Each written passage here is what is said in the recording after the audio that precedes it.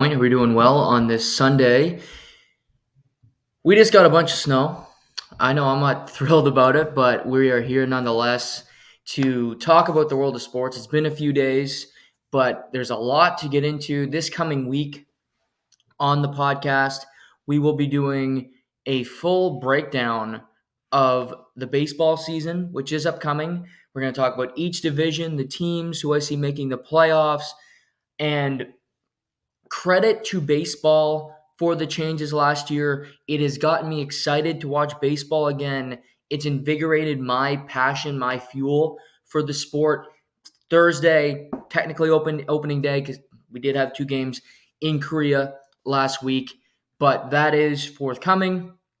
So later on this week, we will dive into the baseball season. We'll go through each division, talk about the teams, off-season moves, all that stuff. I'm doing my deep dive, doing my homework right now to bring you that later on this week. So that's forthcoming. On today's program, we got some March Madness talk. It's phenomenal. Spent an awesome day yesterday watching it for about close to 12 hours with some friends, breaking down brackets. They're making bets. So lots of fun. Yes, we'll talk about March Madness, why Kentucky needs to make a move. Gonzaga, that was surprising to me. Some disaster picks, my bracket that's been up in the air. So we'll get into that later on in the show.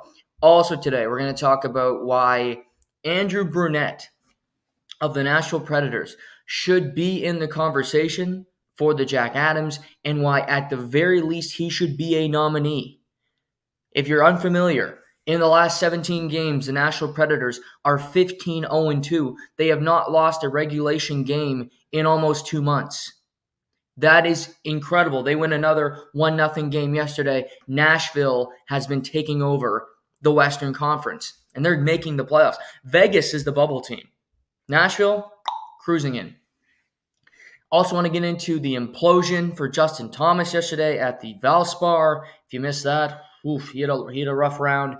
We got an interesting, crowded leaderboard going into action this afternoon. And you might say, Valspar, not a great field.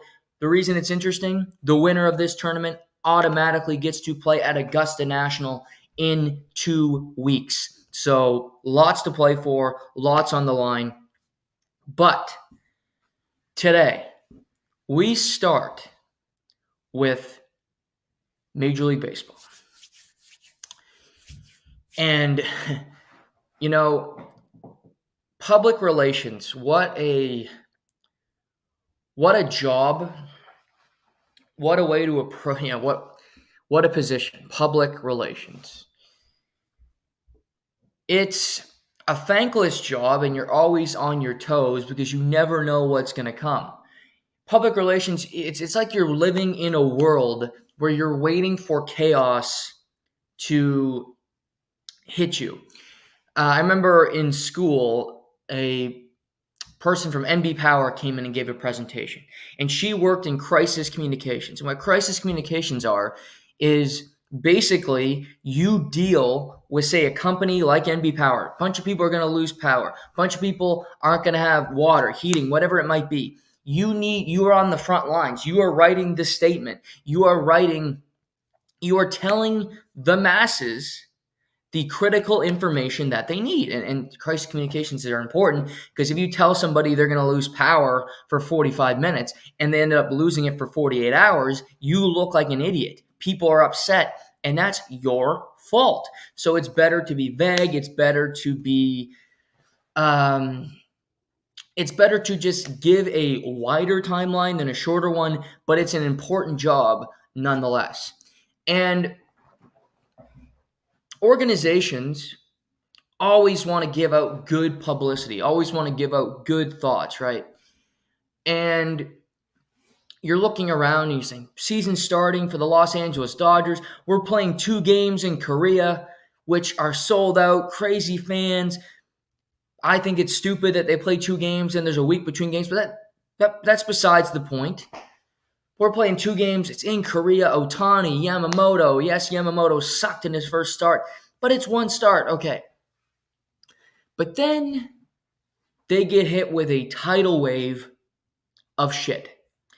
Because the Los Angeles Times and the Washington Post, and the Washington Post is, one of the few newspapers that are still a really good newspaper and still do really good journalism in the world, by the way, they uncovered this story that Shohei Ohtani's interpreter, or his translator, has a gambling problem. But not just a minor gambling problem. He has over $4.5 million in losses. Now, interpreters it's a tough job because you need to know multiple languages, but at the same time, you can learn Mandarin, you can learn English, you can work the position. You get a relationship with the person that you are translating for, and you could have the job for a long time. Listening to David Sampson, Ichiro Suzuki had the same interpreter from when he came over to when his career ended. So you see with Vladdy Guerrero Jr., he has the same one. A lot of these guys can't speak English, but they use the interpreter because they're afraid to make a mistake, and I understand that. When I was learning French, I was insecure on making a mistake in class, so I would resort to saying English words. You don't want to look stupid. You don't want to be vulnerable. So you use your interpreter. No problem. But when an interpreter who does not have a $4.5 million salary has $4.5 million in gambling losses, this raises a red flag. It is being reported that Shohei Ohtani had been wiring this guy money to make bets because they found this money with a sports book. Money wired to the interpreter. He places the bets. And on Twitter, it was uncovered that the interpreter was betting on Ohtani's games, and Ohtani in these performances was horrible. They were betting under the innings, over the runs allowed. In one start, Shohei Ohtani gave up 5 earned runs pitching. So it's a disaster. It is a monumental error. It's such a bad mark for baseball. Now, we don't know the full story yet. Baseball is doing an investigation. Shohei Ohtani will continue to play until he's either proven guilty, where he won't, or proven innocent, where he'll continue to play and get to walk away. But the other interesting angle to this, Shohei Ohtani's interpreter was fired. He was not made available. But before, he talked to outlets where Ohtani and the interpreter's story do not line up. They are not meeting. So there is some confusion. There is, what is the story? What's going on here? Who is at fault? And Ohtani, it does not make him look good. You fire the guy right away. This is what Michigan did with Connor Stallions. If you remember, with the sign stealing scandal, Harbaugh was suspended for games.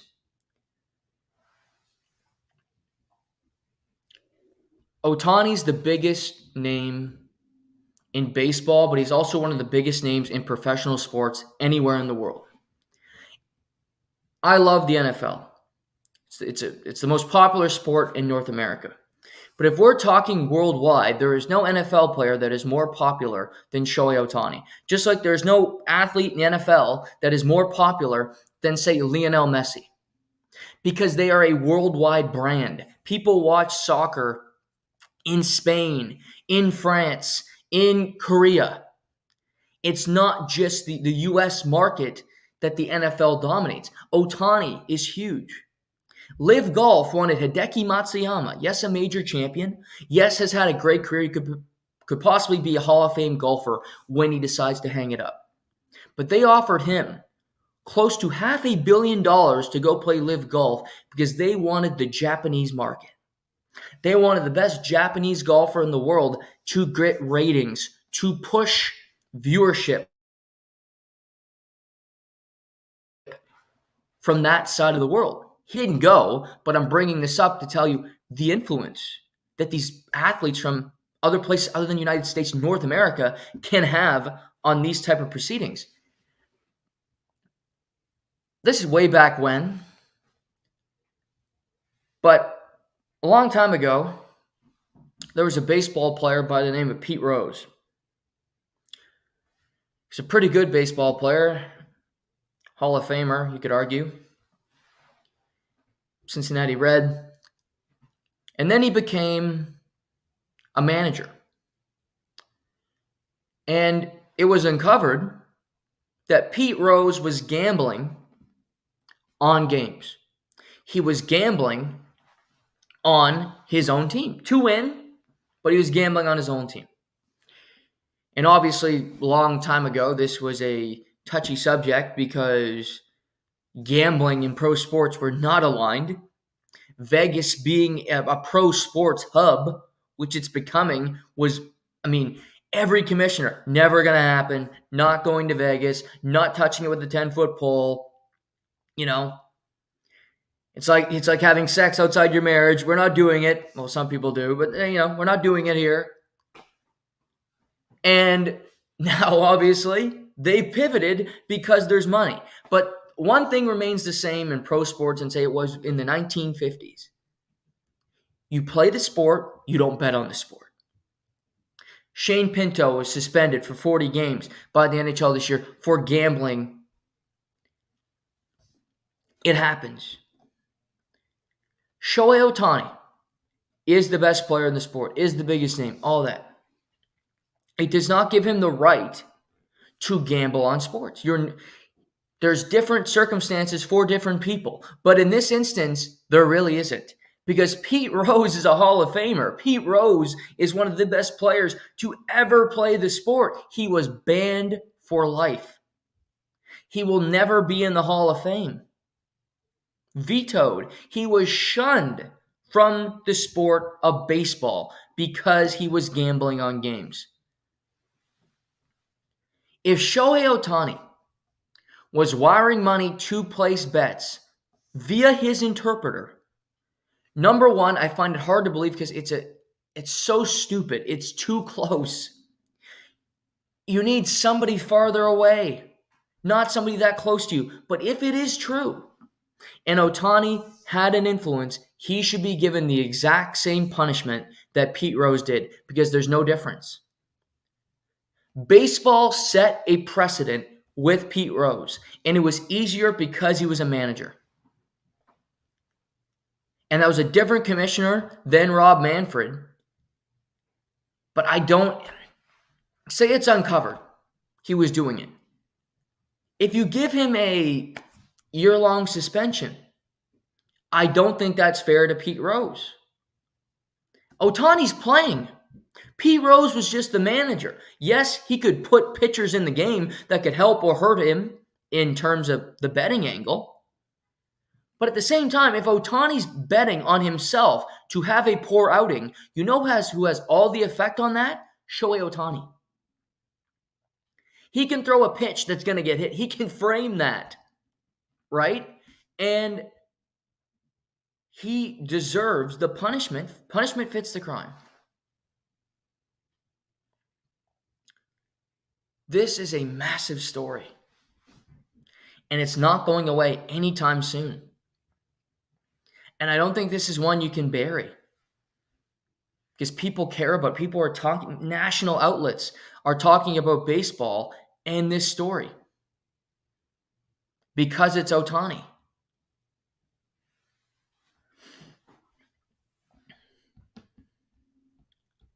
I hope that it wasn't his doing. I really do, because this is problematic.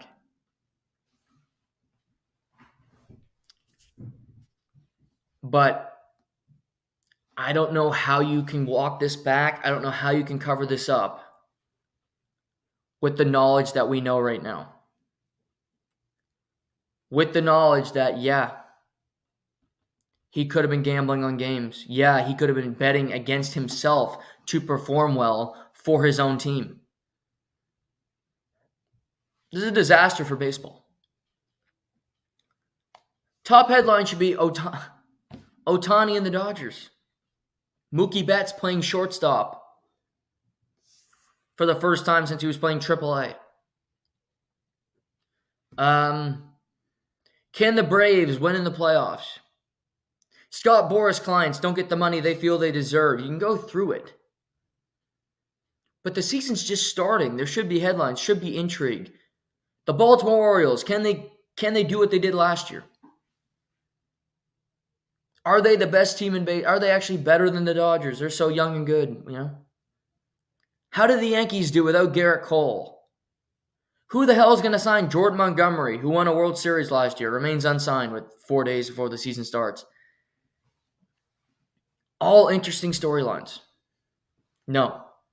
It's your best player, the unicorn of your sport, might be gambling on games. And while you can't frame it as fixing games per se, there's an angle to that.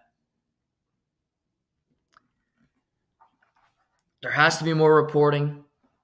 We need to learn more, clearly. But this is not a good story. It's not been a good couple days for baseball. And yes, Ohtani can hide behind the fact that, okay, English is not my first language, but eventually you got to speak up.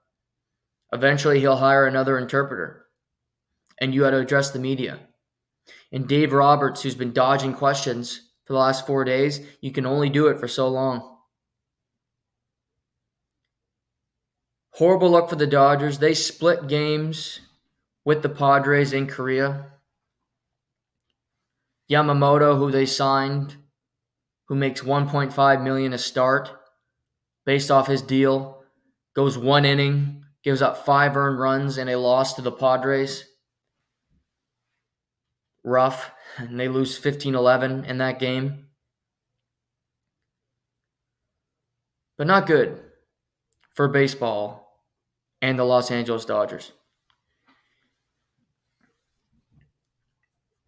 Other baseball news. The New York Mets, who've been quiet this offseason, moved Scherzer, moved Verlander at the deadline,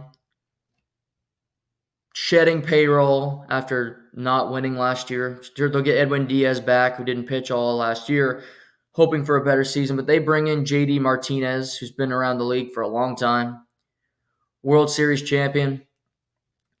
Bring him into DH 1 year, $12 million. So another Scott Boras client comes off the board. He only gets a 1-year deal.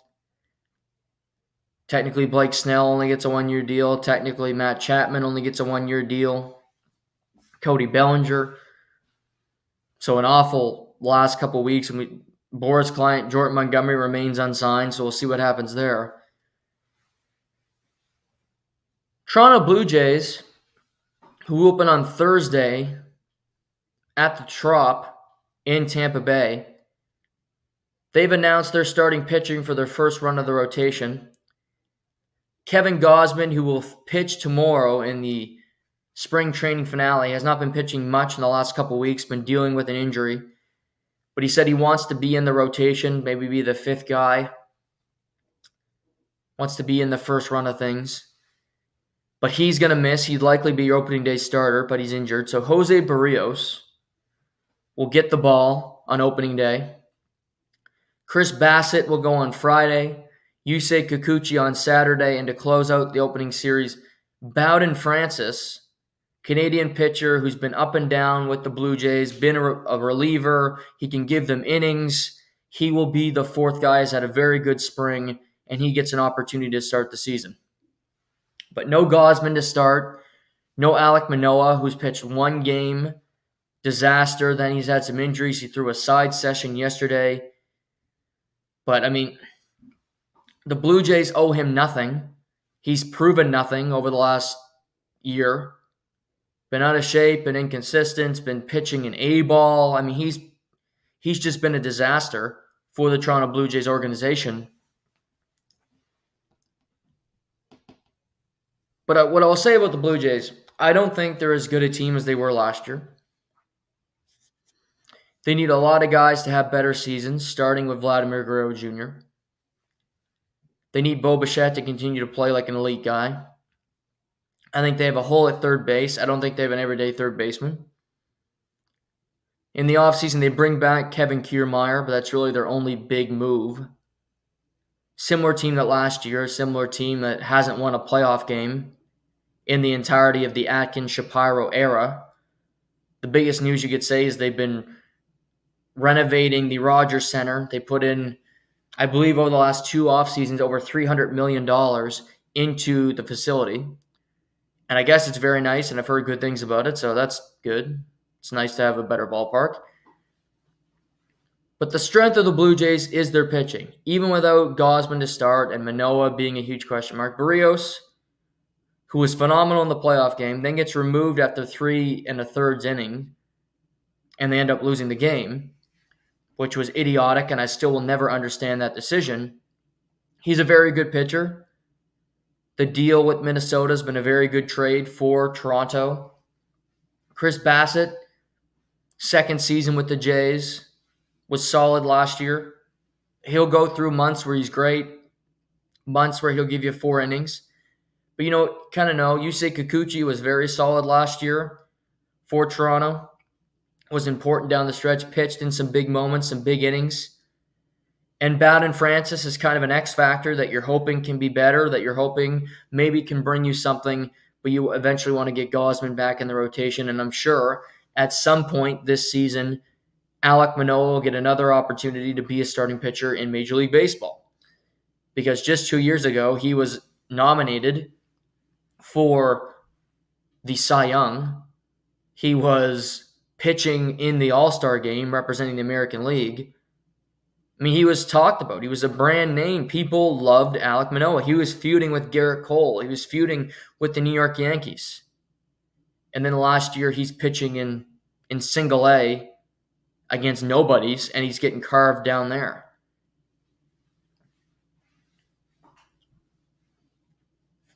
We'll talk more about the division in the coming days and what to expect from it. But the Blue Jays, it's going to be another interesting season. It's funny because I think the Blue Jays are a lot like their counterparts, the Maple Leafs. Play in the same city. They brought back a similar team for many years. They bring in the same pieces, the same brand names, the same superstars, if you will, although the Maple Leafs have better superstars than the Blue Jays, because I don't see Vladimir Guerrero Jr. as a superstar. And if you do, you have a low bar. But it's the same names, the same faces. George Springer is kind of the John Tavares of the Blue Jays, where you're happy to see him because he's maybe pajama boy and he represents you well and he's a good guy, but then you're like, do I really want him on this team at that salary playing that position? Probably not. But he's here. We can do nothing about it, so let's be happy until he does something to piss us off, and then we can bicker with our friends at the water cooler about the fact that he's still on this team. We gave him this long a contract. So baseball is a few days away. We'll talk about the upcoming season in a little bit. But yeah, baseball is back. It's interesting. Ohtani drama. As we know more, we'll talk about it with you guys here on To The Point. But as of now, it's still ongoing. Nothing on Twitter today. Last spring training games today and tomorrow.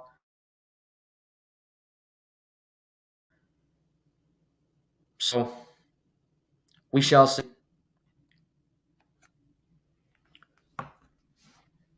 Let's move to March Madness. And I'm in this location. You can see my different location. I have a TV right here. I have the Marquette, Colorado game on. I need like that ambiance.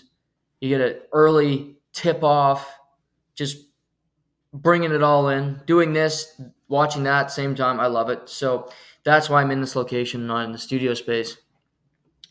But today is March Madness Day 4, the second half of the second round games.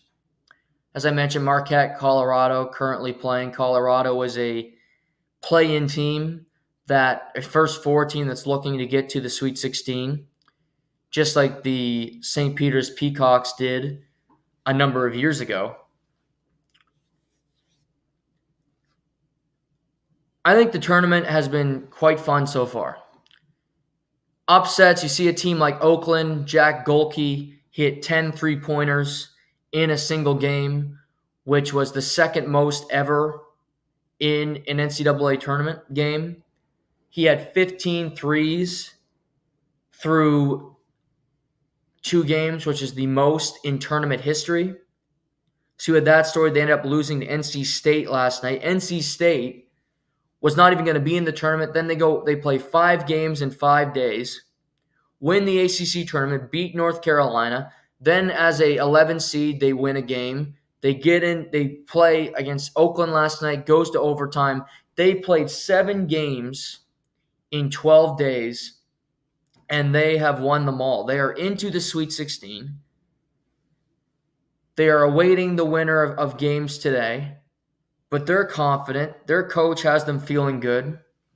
They're heading to Dallas, Texas to play in the Sweet 16. So that's been a great story. You had Tennessee, who I have going very far. I have Tennessee getting to the Final Four. They win last night, but they play one of the ugliest games in the ugliest game of the tournament by far for me, against the University of Texas, where both teams couldn't make a shot. Both teams completely in over their skis. And eventually it just comes down to Tennessee making their free throws. Texas couldn't set up an offense, and Tennessee as a 2 seed survives in a tournament so far for the SEC conference has been horrible. Alabama, 4 seed, goes down in just an awful, awful loss where they miss 16 free throws. They bail out their opponent in just a second here. Forgot my bracket. I write down every winner. You had Auburn losing to Yale, which is an awesome story. Yale, a 13 seed, playing today against San Diego State. But you had Auburn lose, and this was all in like a 10-minute period. Florida loses on a buzzer beater to Colorado, who are playing right now.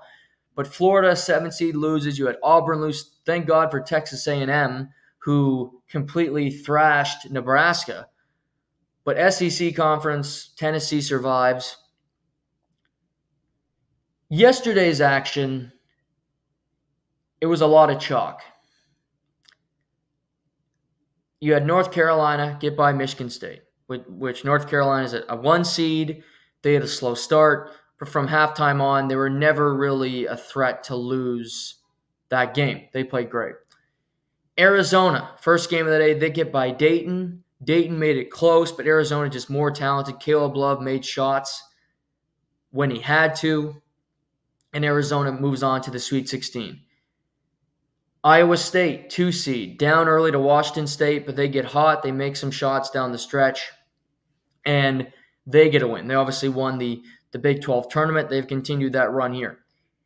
Illinois playing Duquesne. Illinois, to me, and we got to see how UConn does today because they're playing, see if they win again. I think they will. But Illinois has been the most impressive team in the tournament so far, for me. They're a 3 seed. I think they're better than a 3 seed. But they crushed Morehead State 85-69 in round 1. They crushed Duquesne 89-63 last night. Terrence Shannon Jr. is averaging 30 a game in the last couple weeks. He's been great. Domzak, guard/forward, he hits 22 last night. Hawkins is a great stretch. He can do a lot of different things. Good defense, can shoot the 3. He can do it all for that team. Illinois is a team I have going And here's the thing. I think UConn and Illinois, who will likely meet in the Elite Eight, I think Illinois is a better team than North Carolina. I think Illinois is a better team than Arizona. But they're going to have to play UConn. UConn has to play them. So only one of them will get to that Final Four spot for me. Iowa State, good school. I think Illinois is better. So that's the heavyweight tilt because UConn playing Northwestern, they had a gutty win against FAU, and FAU was in the Final Four last year. And they found a way to win that game in overtime, and it was a gutsy performance. But Northwestern does not have the talent to match up. They don't have the scoring. They play good defense, but I just think UConn will overpower them. They have so many options, so many different ways that they can beat you. San Diego State playing Yale. San Diego State was in the Final Four as well last year. They survived UAB. They'll be the big favorite going in today. They should win that game. Whether they can overcome it, we'll see. That's one I'd look at. As you can look at today, you can get Yale. Let's see. They're the last game tonight. You can get Yale plus 5.5. Not a horrible bet. I think that's a game where that's going to keep it close. San Diego State does not score a whole lot of points. They do play tough defense, but Yale does have some scores. But UConn could play San Diego State in the Sweet 16. That would be a rematch of last year's national championship game. So that would be intriguing. But I look at Illinois, UConn, that's a collision course. Donovan Clegan, Spencer, you have Terrence Shannon Jr. on Illinois. Just a lot of talent. Two really good teams that can score, that defend. They're just better than the rest. Creighton wins in double overtime against Oregon last night. They survived. They meet Tennessee in the Sweet 16. 2-3 matchup. Two teams that haven't played great basketball so far in the tournament, quite frankly. Tennessee was horrible last night. They survived. Creighton goes to double. Oregon did win the Pac-12, and they had some momentum. But Creighton's a better school. It's an intriguing matchup. Surprise team of the tournament for me is Gonzaga. I probably shouldn't be. Because Mark Few always has good teams at Gonzaga, but Drew Timme was gone, and you're losing pieces. But they played McNeese, and McNeese had a great record, and they crushed them. After the first half in round one, they were up by over 20 points, and they never looked back. And then they played Kansas in a tight first half, but in the second, they just had more firepower, more options, and they go out there and blow the doors off Kansas, who were missing a couple key important players for them. But it doesn't matter. Gonzaga, you can only play the opponent that's in front of you. And they, did the Kramer, TCB, taking care of business. And they win 89-68. And I just looked at the fundamentals. Watson had 21. Look, Hickman 17. Ike 15. Huff, Nemhard had 12 assists. Couldn't shoot yesterday. Greg had 6 for 6 from the field. They have a lot of different ways that they can attack you. They await the winner of Purdue, Utah State this afternoon. Purdue, obviously a 1 seed. Purdue is an 11.5 point favorite. Today, Purdue looked great in round one. But again, they're playing a 16 seed. They're not playing a team that's very threatening. Today, they get a tougher matchup. I think Utah State is a solid school. Utah State can score. They have a very good record. Purdue should win, but I would take Utah State to cover the 11.5. You can get that on a sports book right now. I would take Utah State because I don't trust Purdue. Zach Edey is the most dominant player in college football and college basketball. No doubt about it. And he had 30 points and 20 rebounds in round one, which has only happened a few times in the history of the sport. And he can do it all. And nobody on Grambling State could guard him. They didn't have the size to deal with Zach Edey. But Utah State's they're an 8 seed. They're a better team. than Grambling. Grambling had to win a game just to get into the tournament. Edie's great. Their guards are better than they were last year. But I don't trust Purdue. They find ways to lose games. They have in the past. They're a 1 seed for a reason, but they're also a team nobody trusts for reasons because they lose games that they should win. It happened in the Big Ten Conference Tournament where they lose a game to Wisconsin that they had no business losing.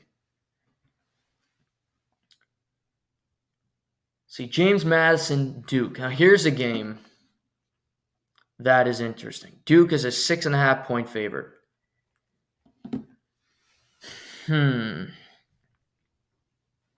James Madison played a 5 in Wisconsin, and I thought they played great for 40 minutes. They just played fundamental basketball. They defended well. They come at you. And I just thought, they win 72-61. And you might look up and go, who was great for them? But they had balanced scoring. They limited the turnovers. And they found a way to win. Duke beats Vermont. And Duke is a good team, not a great team this season. Duke, I like Filipowski, but I don't think they have an elite player. They don't have a Zion Williamson. They don't have, an elite guy, so to speak. I like James Madison to pull off the upset tonight. So I would take James Madison plus the points. If you're feeling horny, I'd take James Madison money line. I think Duke turns the ball over. James Madison plays really good fundamental basketball. Now, long term, I don't think it matters because I think Houston beats whoever they get. I think Houston, Texas A&M are playing later today, and Texas A&M can score, absolutely. They can go up and down the floor. Wade Taylor IV is a walking bucket, no question. They're a 9.5 point favorite.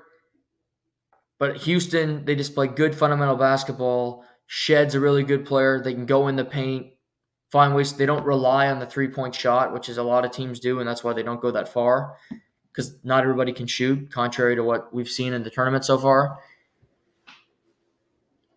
But I'd take James Madison. Yes, a 12 seed, but they've won over 30 games this year in their conference. They beat a team from the Big Ten in round 1. They get an ACC school in round 2. I think James Madison gets by Duke tonight. Clemson-Baylor is fascinating. I think I've underestimated Baylor. I think Baylor's going to win that game. But Clemson can score. It's a 3 versus 6. It's one of my favorite games of the day. But yeah, Baylor, they guard. They're fast up the floor. They have numerous guys on that team that can shoot. Full transparency, I had them losing. I had them winning. I had them losing this next game because I had New Mexico winning, but they lost to Clemson. My Final Four was, before the tournament, UConn, St. Mary's, who lost to Grand Canyon. Boy, that one hurt. Houston, and Tennessee. That was my Final Four. So I still have 3 teams alive to get there. St. Mary's let me down. They won their conference. They beat Gonzaga multiple times this year. I'm like, okay, the Gales, they can go on a run now. Grand Canyon, 12 seed, bounces them. And now Grand Canyon has Alabama, and I don't think Alabama's a great team. Grand Canyon could win again, absolutely. But that was my Final Four. If I had to readjust it now, looking around, I still like UConn, but I think the winner of UConn, Illinois, when they meet up, they will decide it. We still have some games to get there, but I think Illinois will beat Iowa State. I think UConn wins today. They'll beat San Diego State or Yale, and then you get UConn, Illinois in the Elite Eight.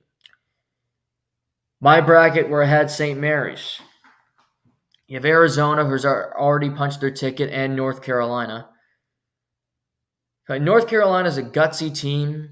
They have lots of experience with guys like Baycott, who's a fifth-year player, RJ Davis, who's been in college a long time. They've won national championships. They've also had a year where they missed the tournament altogether, so they've been at the highest of highs and the lowest of lows. Arizona has a lot of that as well with Caleb Love, who was once at North Carolina. So I think if you could see North Carolina, Arizona meet in the Elite Eight, that would also be a fascinating matchup. That's something I think college basketball wants. But if I had to re-pick, I would probably go with North Carolina. I just think they're a little more balanced than Arizona. They're a 1 seed for a reason. I'll stick with Houston because I think they are the best team in that region. They had the best record for most of the year. They lose in the Big 12 title game to Iowa State, but all year they were dominant. They played Baylor, who I find they beat Baylor by 35 points in February. So that wasn't too long ago. And then I will stick, I have Tennessee down in the Midwest. I have no faith in that. They have Creighton the next game. They could easily lose that game. They were awful, awful last night. Dalton Knecht made 1 3-pointer the entire game. He's averaged over 30 points a game this year for Tennessee. He's one of the best players in college basketball. He was dreadful. Gonzaga's looked great. Gonzaga might get Purdue in the Sweet 16. That would be fun. But I'll stick with Tennessee because I picked them, and I won't back off the pick. But do I have confidence in that? No, because they've been dreadful. But that's where it stands. Marquette, Colorado, ongoing. The Golden Eagles lead the Buffaloes, but 22-11 in the first game of the day. And it's a good sports day. You have March Madness all day, men's and women's. Which watched some of the women's tournament yesterday. You had a performance from Caitlin Clark that was not one of her more impressive performances. She did not shoot the ball well. She was okay. The big thing, they win the game. So that's all that really matters. Iowa moves on. Although they're a 1 seed, so they were, you should win that game. They move on. But today, South Carolina is in action against North Carolina. One of the best teams, in the tournament. Colorado, Kansas State, LSU, who did not look great in round 1, and you have Kim Mulkey calling out the media. She's fired up, so that should be interesting. Texas, a 1 seed, playing today. Stanford, good school. So women's tournament will get more interesting as it goes on because you get some of the best players hopefully meeting up with one another, which will be great. I would say the biggest story for men's basketball throughout just the performances would be Kentucky losing in round 1 to Oakland, a 14 seed. In the last 4 years, University of Kentucky has won 1 game in the tournament. And they missed the tournament one of those years. Kentucky has become the one-and-done school. You go to Kentucky, you play for Coach Cal for 1 year, and then you go to the NBA. The only anomaly outside that is the year that Kentucky won with Anthony Davis. But other than that, Coach Calipari has been a good coach, but not been a guy he's produced NBA players, but hasn't produced success at the program. He had players this year like Antonio Reeves, who I thought was great in their game, and I like him a lot as a player. He's 23. He's a senior, so he's a guy that stuck around, but he's transferred and played with different programs.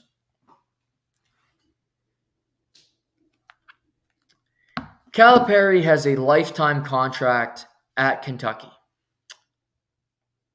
I understand a lifetime contract for a guy like Nick Saban at Alabama because he doesn't dip.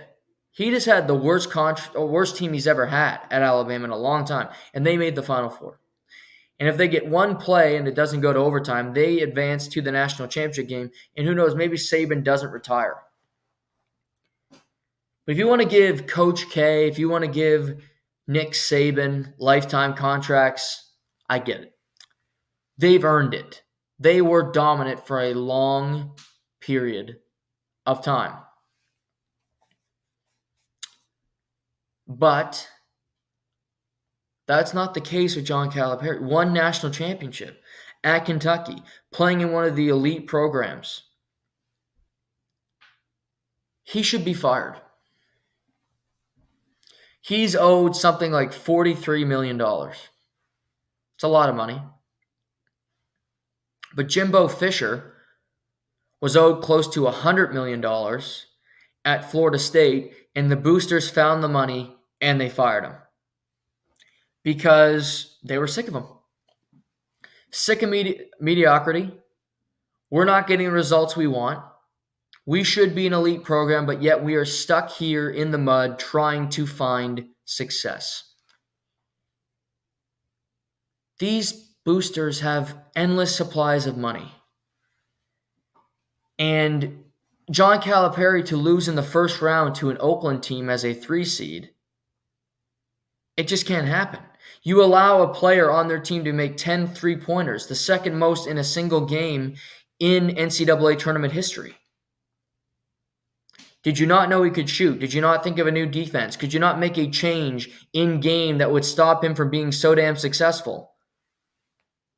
Maybe fight off your screen hard. Make an adjustment. And it didn't happen. They lose the game. He's always just do something. He knows how to produce. College sports is pivoting. Not just from NIL, which obviously was a pivot, but the way to create really good teams, it's less about recruiting anymore, and it's more about the transfer portal. Look at Tennessee, who are still playing. Yes, they sucked last night. Dalton Knecht is their best player, but he is a fifth-year graduate transfer from Northern Colorado. He was playing at Northern Colorado, then he comes over and joins Tennessee. Transfer portal. They find him money, he goes. That is the way it works. UConn brought in new players. They lost 3 from the national championship team last year. Well, now they're still the number 1 overall seed the year later because they find guys on other teams that can play basketball. Arizona, a 2 seed. Caleb Love, coming over from North Carolina, will give you more of a role here. That's the pivot. That's the shift, is you find new players. Yes, you still need to recruit really good freshmen. Don't get me wrong. But 18-year-olds, they're not the best players in the sport. Or they're super talents, they're one and done, and they're gone to the NBA. So you have them in your program for 1 year. If you want to build, this is in football as well. Look who's going to get drafted this year. Jaden Daniels, transfer. Caleb Williams, transfer. Bo Nix, transfer. Michael Penix Jr., transfer. Spencer Rattler, transfer. They're all not playing at one program. It didn't work. I'm going to go here, see if something changes. Drake May is the only quarterback in the top 8 in this draft. He started at North Carolina. He finished at North Carolina. You could argue he should have transferred, but he didn't.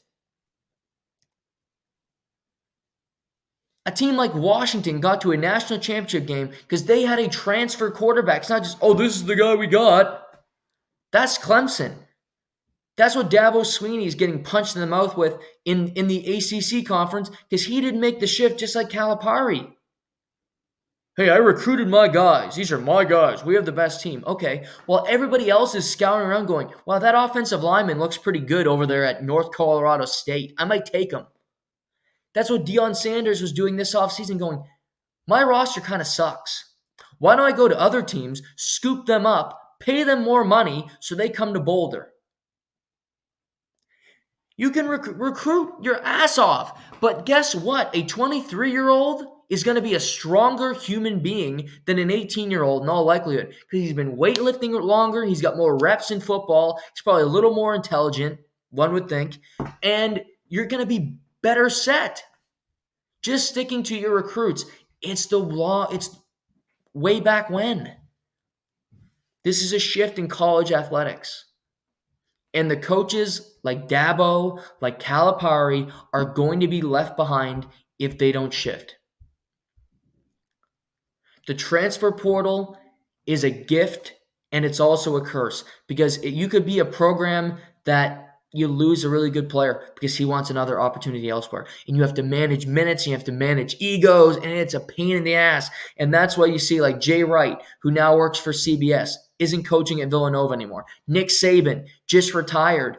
Does Bill Belichick ever coach again? I mean, eventually you just get sick of the process. But that's the way. If you're going to coach in college athletics for a long time, that's the way it's going to work. Not just, oh, I got my recruits and I'm good to go here. No, you're going to be left behind. You'll be a 3 seed every year losing early on in the tournament. So I don't think Calipari's had enough chances. Kentucky boosters have the money. If they want him to go, he can go. They're good coaches. The FAU coach, Dusty May, got to a Final Four, then was an 8 seed this year. He's leaving FAU to become the new head coach at Michigan. They fire Juwan Howard. Dusty May comes in to try to turn around that program. So there are good head coaches. You just need to find them. So that's the college basketball update. Don't know if you're looking for it, but I thought I'd give it to you.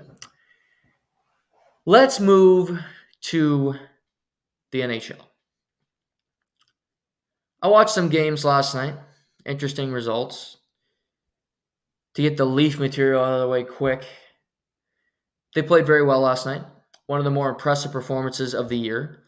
Depth scoring aplenty. They played a physical game. I thought Joel Edmondson was a great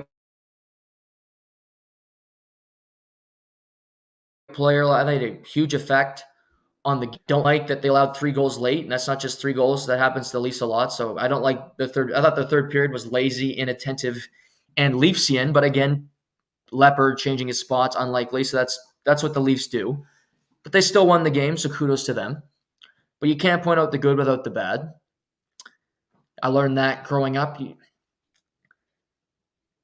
I don't ever, well, technically I am a parent because I have a dog, but I mean, that's a different level of parenting. But to all the parents out there, there's something I'd recommend. When your child plays sports, point out the good and point out the bad. Parents did this. When you also have a 2-parent family, kind of do this because the mom can kind of be the good cop, dad be the bad cop. And it's annoying when you're younger because you're like, oh, I don't want to hear this. But you look back and go, yeah, I kind of need to hear that. Because, yeah, I was good at this and I also sucked at this during the game. And sometimes it's role reversal, but I think it's important because if you only hear positive, this new phrase now in the world, words of affirmation. We hear too much words of affirmation, too much positive, too much good, too much, oh, you're so great. Well, you're probably not that great, if we're being honest. If we're looking at it through an objective lens, you need to hear the positive and hear the negative. And that's that's where I talk about sports. There's positives and negatives to everything. Just hearing the Leafs play great, let's move on. You're not going to hear that from me. Tune into Sportsnet. I'm sure you'll hear it this morning. But I like my analysis better. But I thought the Leafs played well. It was one of the best performances, one of the best 40-minute performances of the year. Third period, they were shit. Samsonov looked like a bad injury. Sheldon Keefe said he should be fine. I will say Samsonov does look like he gets hurt like every 3-4 games. I remember he had a game a couple weeks ago. It's like, oh shit, he might be able to play the next game, or he got hurt in warm up, or he got hurt. It was like a morning skate. So I think he'll be fine. And Matthews gets an empty netter, so he gets to 58. So really a positive night altogether for the Maple Leafs. And they get Carolina tonight, who they played last Saturday, and that's another tough game. And if they can beat Carolina tonight, that's as good a 48 hours as you can have, even if they can get a point tonight. If you can go through a weekend where you host Edmonton at Carolina in 48 hours, That's a really good performance. So if they even get 3 out of 4 points, I think they should be thrilled and really happy with that result. But that's a good game tonight. 7 o'clock, I think, puck drop in Carolina. And looking at Carolina, they've had mixers. They lost Friday night in a crazy game to the Capitals. They lose in the gimmick, but they're a good team. Since really Seth Jarvis got benched by Rob Brindamore, he's got 4 goals in his last 4 games, including 2 game winners. He's going to have a 30-goal campaign. Sebastian Aho got to 30 goals with a hat trick on Friday night. Jay Gensel has fit in like a glove. He's not just a Crosby stooge. He's actually a good player. So I think there's a difference there when you look at Gensel and say Chris Kunitz. Jay Gensel is a really good hockey player. And I like Carolina. I do. I think they're good. I think they're going to give the Rangers a tough go when they meet in the second round eventually, because Philly will be dispatched by then. Also, I want to say this. Speaking of Philly, I think Philly plays tonight as well against the Florida Panthers. John Tortorella. Healthy scratch Sean Couturier. And I've talked to multiple people this week about this issue. And most people disagree with my feelings on this, which is fine. However, the Flyers, since benching Sean Couturier, have 5 points in 6 games.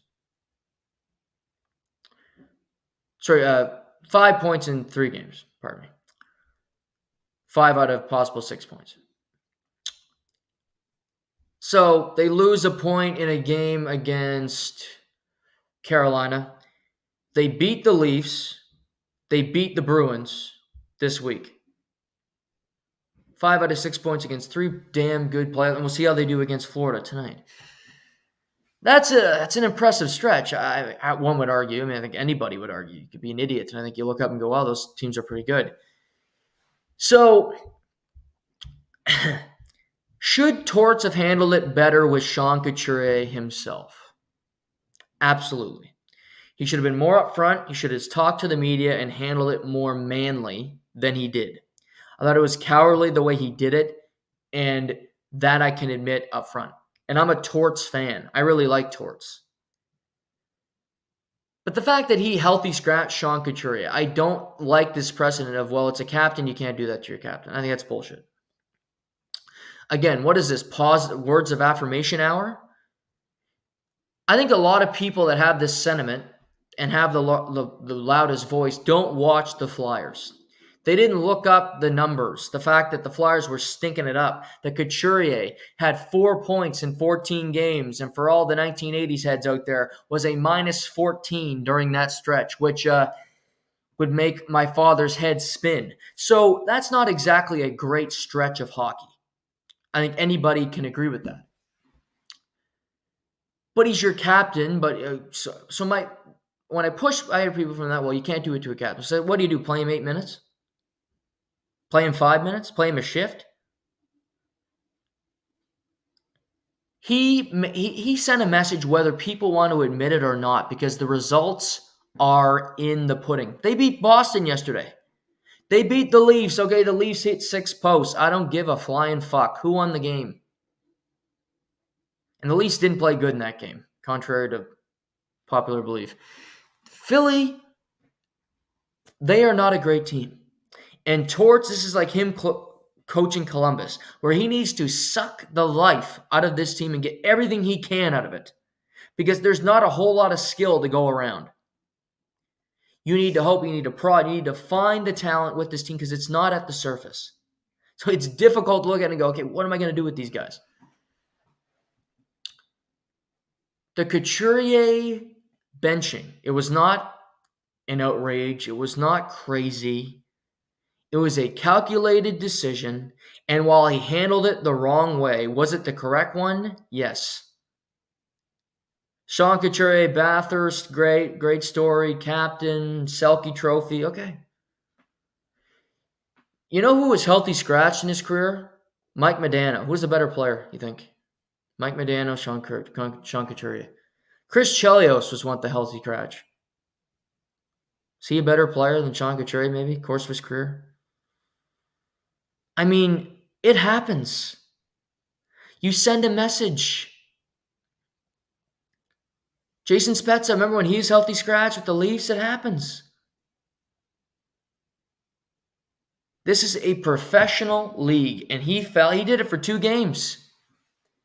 Couturier was back in the lineup yesterday. He's had a lot of health issues. Not the same player he used to be, I would argue, and that's not his fault. That's his body. But Torts should have handled it differently speaking to the media. No doubt about it. But was it the wrong decision? No. It was a tough decision. It took balls. But the results are the results, and they've taken 5 of the last 6 possible points. So I don't think the Couturier thing was crazy at all. One could argue it was the correct decision. Sorry to the hurt feelings crowd out there. I want to talk about the Jack Adams. If you're not familiar, the Jack Adams is the coach of the year. And I have a very simple argument on the Jack Adams. There can be nuance to voting for awards like MVP. You might not just go, it's not whoever gets the most points, who's the most dominant, helpful to their team. So there's flexibility there. To me, the Jack Adams Award should go to the coach who has the most points because he outcoached the other 31. And there's no really debate on that because his team had more points than the other 31. So that would mean that he outcoached them. To me, that's a simple stance. Oftentimes it doesn't go this way. You give it to the coach who has the best story. But I learned this week. John Cooper has never won a coach of the year. Never won a Jack Adams. He had a 62-win team in the regular season. He's never won a Jack Adams Award, which is stunning because Torts won it that year with Torts getting Columbus into the playoffs. But whoever wins the President's Trophy, the head coach should win Coach of the Year. Jim Montgomery was Coach of the Year last year. The odds of him winning it again are slim to none, but to me, he should be in the running.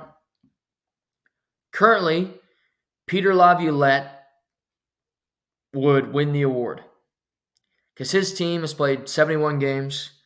They have 98 points. Great season for the Rangers. They're likely going to win the Metropolitan Division, but there's still a race. Boston's in there. You have Vancouver, who also has 98 points with Rick Tocchet.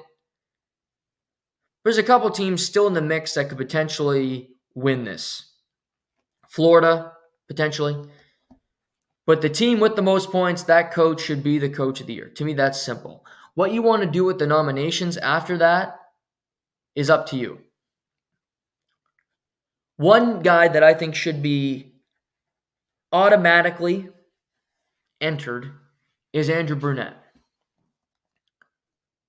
First-year head coach with the Nashville Predators.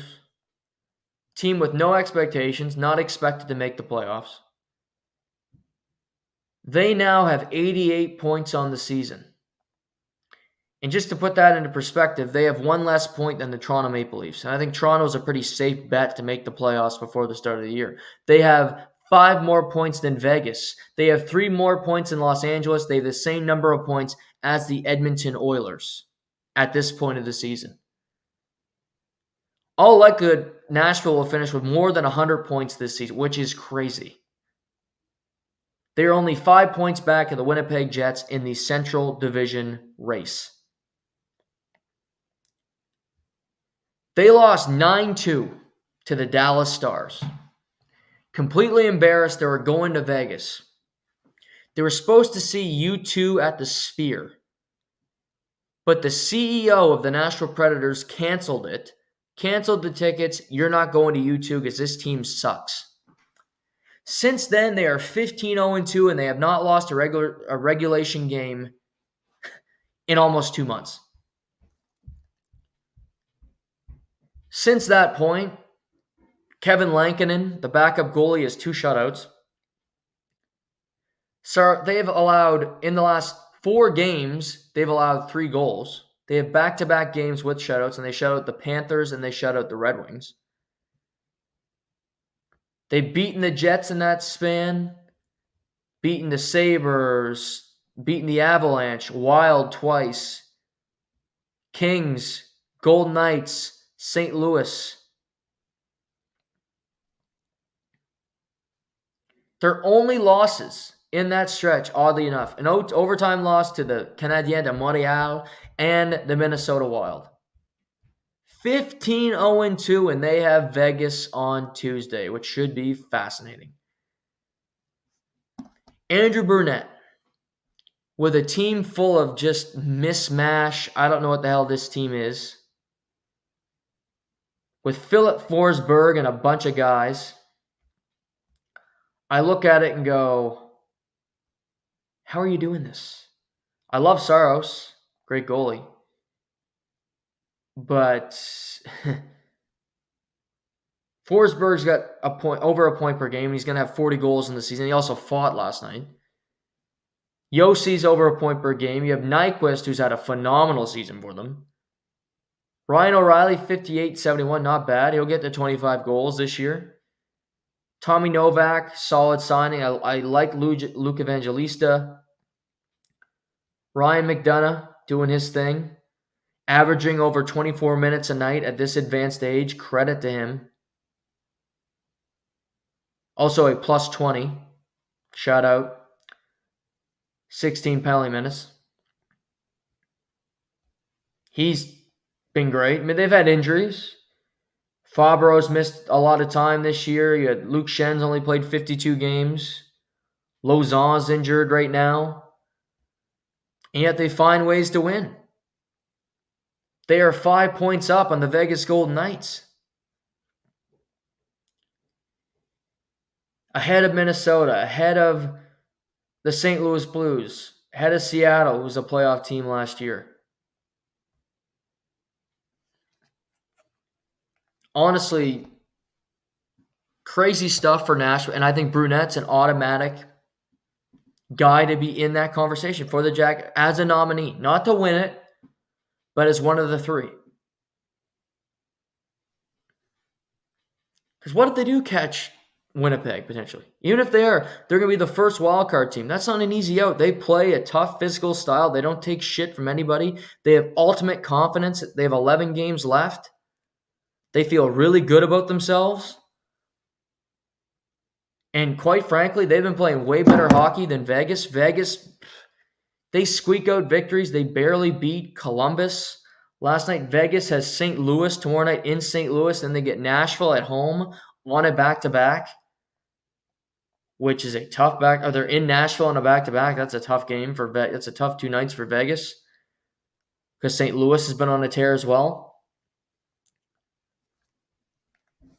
But Andrew Brunette, NHLer, really good player, was in New Jersey, was an assistant coach there, was a head coach with Florida for a brief period. Then he got fired after they lost. They got swept by Tampa in the second round a couple years ago.